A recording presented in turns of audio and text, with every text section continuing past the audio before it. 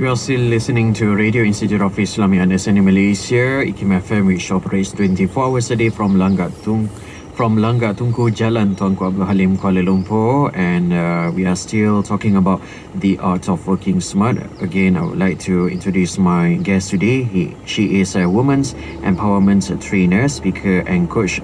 Learning, Puan Zubaida Abu Bakar. It seems that we have a caller at the moment, Puan Zubaida, who would like to interact with this evening. Hello, Assalamualaikum. Yes, may I know who's on the line? Yes, my name is Zul. I'm calling from Selangor. Okay. One to both of you. Salam. Okay, salam. Now, before that, may I know, is this program just for the women or men also can? It's open. It's open, both. I got confused, Okay. Oh, okay.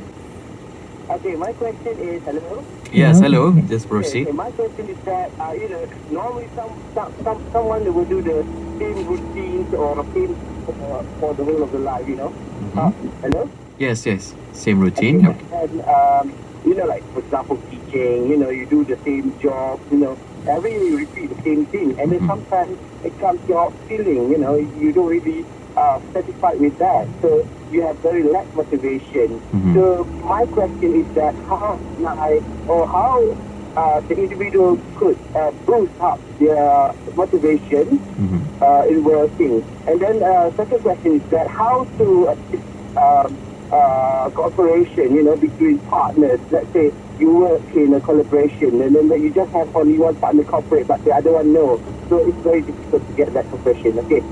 I need you comment on that. Thank you. Okay, thank you very much, Mr. Zul, calling from Selangor. Yes, thank you so much. So if you could respond on that, the first question for you. Okay, Cik Zul, thank you for the question. Very interesting. Okay, as for the first one, it's about you brought down with something very routine and you get somehow demotivated along the way.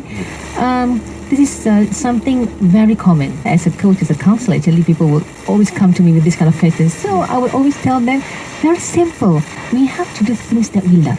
Very important. Confucius used to say that if you find a job that we love, we are actually not doing anything for the rest of our life. Meaning to say that we're so passionate about this thing that other things do not matter, even though if we have to work long hours or if there are challenges that we face, it does not matter. That's why very important for you to be doing things that you like. I mean, it's high time that you review what you're doing. Are you doing this just because you have to? You are, sometimes we are forced to do something because of the situation. So look at, review it, and you have to do things that you like. Just like what I'm doing right now. I was doing something else last time. I started off as a secretary when I first joined Patronise.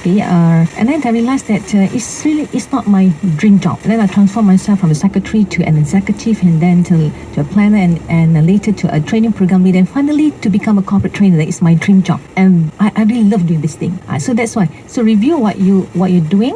Do what you love to do. Alright, so you would not be having that feeling of demotivated anymore. And then as for the second one, so you're dealing with a partner who is not really giving you the kind of cooperation. So this is another interesting question. It's about understanding your partner. It's about knowing his personality. If you know what are his likings, his dislikes, his likes, and you adapt yourself to it, adjust yourself, try to do things that he likes, you can see that things will work fine. Just by understanding his personality. And talking about personality, that actually there are many ways of getting to know his personality. You can actually do this personality test online, or you can just actually observe him and you would know the kind of person. So it's about adjusting yourself to his personality. And of course, it would be very beautiful if he can understand your personality too. So this is the way. I mean, like for instance, in my case again in Patronise, people ask me how did I manage to mingle with anybody.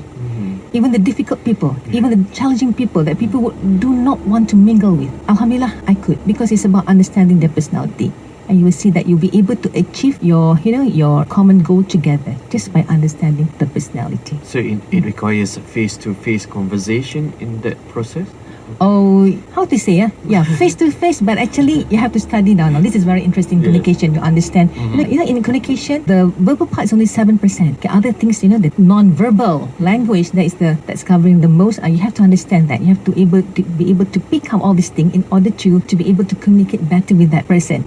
So that is about communication. Now, whatever it is, my advice, Cik Zul, is understanding the personality of your partner. Okay, for instance, like your boss. If your course, is somebody who is a detailed person, then you have to know how to deal with this person. He will like to have details, information, just give it to him. He will love it, for instance. And if a person is a big picture person, so give him the power for him to control things. If the person is a very people-oriented person, so you have to let him be in among many people so that he will enjoy the work. So this kind of thing. So it's understanding the personality.